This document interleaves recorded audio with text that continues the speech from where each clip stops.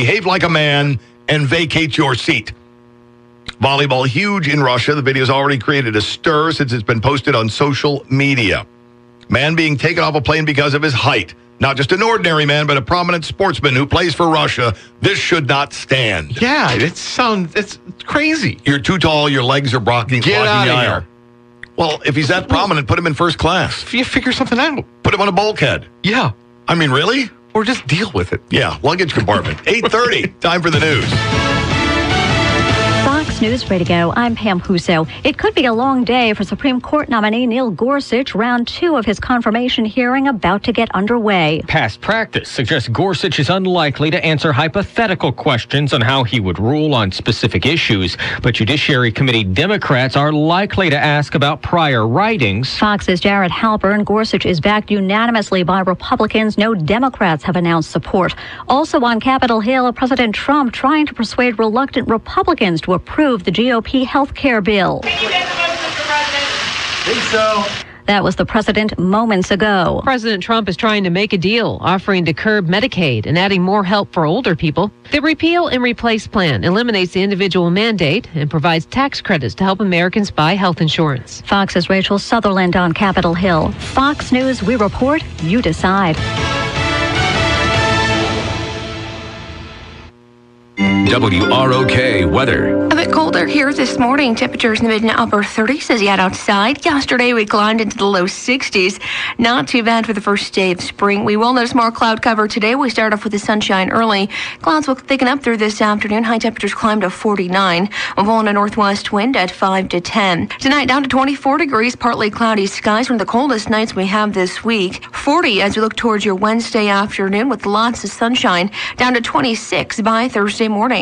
From the Eyewitness News First Warn Weather Center, I'm meteorologist Kristen Swiner on News Talk 1440 WROK. When you or someone you love is coping with a serious illness at home, you want experts who are responsive. Northern Illinois Hospice is here for you. Our executive director, Lisa, Tina, a patient coping with cancer, and Mike, a father caring for his adult son, tell why you can count on us. The most important thing that Northern Illinois Hospice does is help patients and families at a very difficult, challenging time. Our staff are local, which should matter to you because when it's the middle of the night, you want to make sure that help is there. At 2 o'clock in the morning, I'm scared, and I call Northern Illinois Hospice, and I get a nurse, and the care and concern in her voice was amazing. She was here in 20 minutes. Northern Illinois Hospice would make a phone call. 2 hours, the bed was there. 2 hours, the medicine was there. As a support, there was none better. How can we respond to your needs? Visit northernillinoishospice.org to learn more. Some things only 100 years of experience can teach.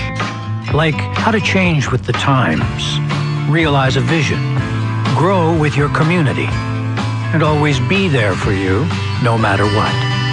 Which is why when it comes to your health, you know you can trust our quality, our team, and our commitment to the community. Swedish American, trust the best. Non-attorney spokesperson. Cases will likely be referred. Gordon & Dunner is responsible for the content of this ad. Services may not be available in all states. Attention users of the prescription medication Xarelto. If you or a loved one took the prescription medication Xarelto and experienced excessive bleeding or a serious blood loss event requiring hospitalization, you may be entitled to financial compensation. Xarelto is a blood thinner which is widely prescribed to those who suffer from atrial fibrillation or AFib or who had knee and or hip replacement surgery. Xarelto is intended to help reduce the risk of stroke and blood clots. However, dangerous side effects have been discovered. If you or a loved one took Xarelto and experienced excessive bleeding or a serious blood loss event which required hospitalization, call 800-479-8911 now for a free legal consultation and to see if you may be eligible to file a claim. Time restrictions may apply, so call 800-479-8911 now. Again, 800-479-8911. Call now. That's 800-479-8911. You can rely on Blaine's Farm and Fleet for the best prices on products that deliver, like high-performing equipment from Champion. This week, save $150 on a 37-ton full-beam gas log splitter with a 338cc overhead valve engine, ideal for vertical and horizontal log splitting. On sale, $1349.99. And remember, you can buy online and pick up at the store. You don't even have to get out of your car with our new drive-thru service.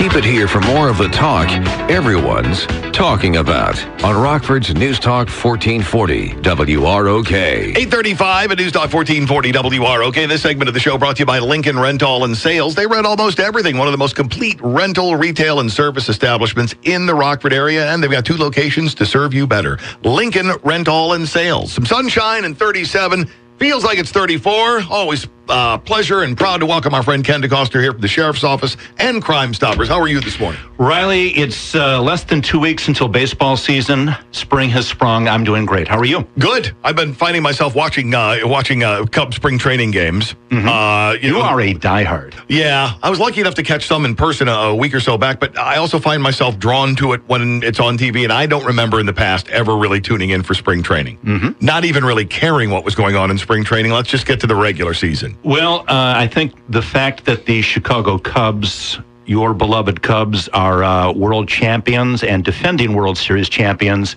heading into a 2017 season where the expectations are... Do it again. Are I think it's beyond... I think it's very... very possible the Cubs will repeat, as difficult as that is. Sure. But the expectations are there, and I think the legion of Cub fans are excited to get 2017 going. And having been out there in the past, we were out there in 2009 for spring training, and the attitude is always great out there. You know, you're first off, it's winter time back here. You're out in the desert. You're enjoying some baseball.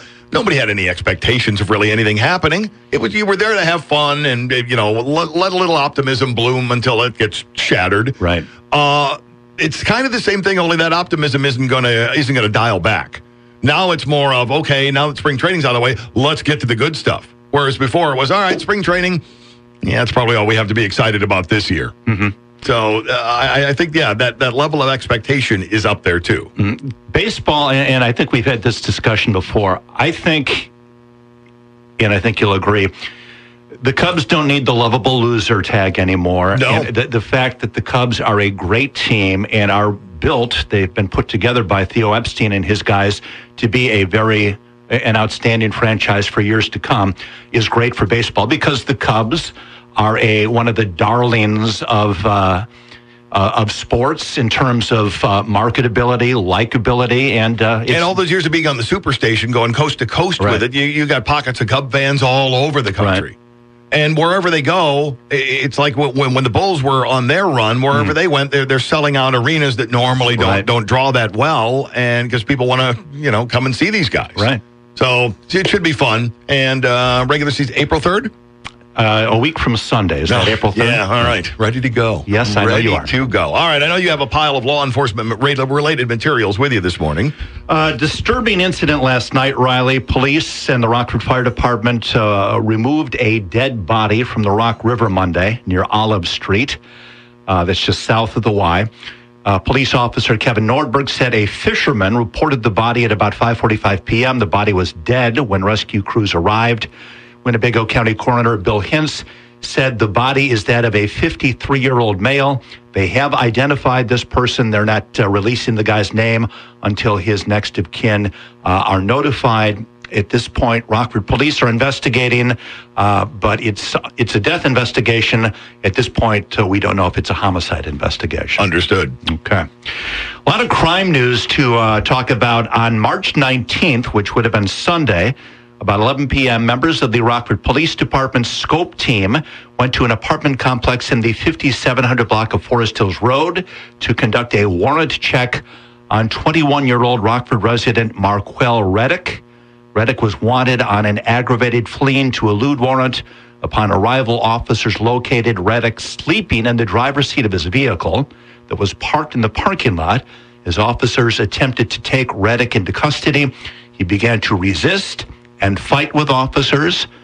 Never a good idea. Nope. He was taken into custody. Reddick suffered minor injuries and was transported to a local hospital where he was treated, released, and lodged in the Winnebago County Jail. During the search of the vehicle, police located a quantity of heroin, marijuana, and cash. He is charged with violating the Cannabis Control Act, resisting, and aggravated fleeing to elude warrant.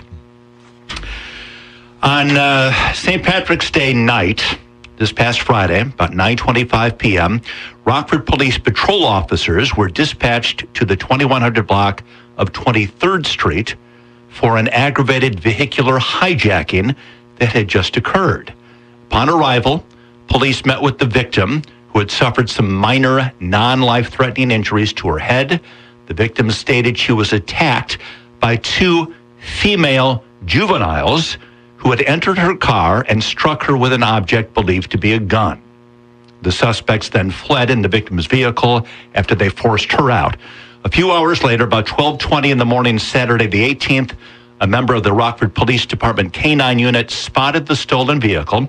The K-9 officer awaited other assisting officers, and the stolen vehicle was stopped in the 1000 block of 10th Avenue. The vehicle was occupied by two juvenile females and two juvenile males.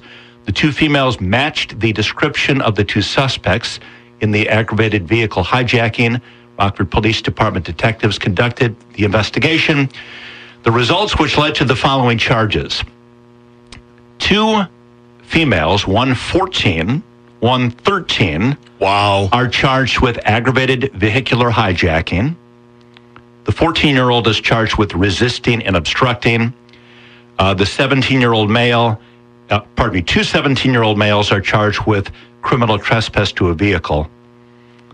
The two females were lodged in the Winnebago County Juvenile Detention Center. The two males were released to their guardians.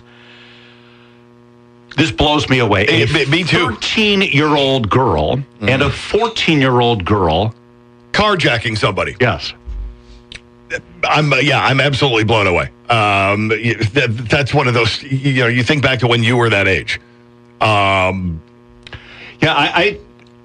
I was involved in a lot of shenanigans as a teen, but never vehicular hijacking. No, and none of the shenanigans I was involved in would have required law enforcement to do anything to me other than to go, knock it off. Really? Go home. Nothing that would ever rise to the level of handcuffs and charges. Is that all you can come up with? That lame? Really? Yeah. Shouldn't you be home doing homework? Get home. Nothing, anything more than that. That's disturbing on several levels. It is, and as police will tell you that it's just this involves a small number of young people that are responsible for a lot of the violent crime. Yeah. And at that age, when you're already involved in it, where do you go from there? Mm-hmm. No place good. 14-year-old female, 13-year-old female. Incredible. Yeah. On Sunday night, Riley, Rockford Police scope officers were on patrol in the area of Broadway and 23rd when they observed a vehicle traveling at a high rate of speed northbound on 24th Street, approaching Broadway. Officers attempted to stop the vehicle in the area of 21st Avenue and 25th Street, but the driver did not stop. As the driver attempted to flee from police, he drove up over a curb at Wesleyan Park, causing extensive damage to the vehicle. The driver eventually came to a stop at Ohio Parkway and Constance Avenue. Officers took the driver, identified as a 28-year-old Rockford resident, Troy Neal, into custody. He's charged with aggravated fleeing to elude, driving on a revoked license, leaving the scene of a property damage accident, and a stop sign violation. He was taken to jail. Yeah, I can see that too. A nice chat with your insurance agent after all that's done. That's going to make the insurance agent's day and not yours. Finally, we're looking for the following four individuals, Riley. A 22-year-old Jacob Washburn is a white male, 6 feet tall, 150 pounds. He's wanted for burglary. 44-year-old Christine Keene is a white female, 5'9", 130 pounds. She's wanted for driving under the influence of alcohol. 23-year-old Marlon Taylor is a black male, 6'1", 205, wanted for aggravated battery. And finally, 36-year-old Ty Bressler is a white male, 6'3", 200 pounds. He is wanted for aggravated driving under the influence. If you know the whereabouts of any of these people, give us a call at Rockford Crime Stoppers, 815-963-7867, or call us toll-free at 888-769-STOP. And we do offer cash rewards of up to $1,000 for valid information that helps police make arrests. RockfordCrimeStoppers.com is another great outlet to check out as well. Ken, good to see you. Thanks, Riley.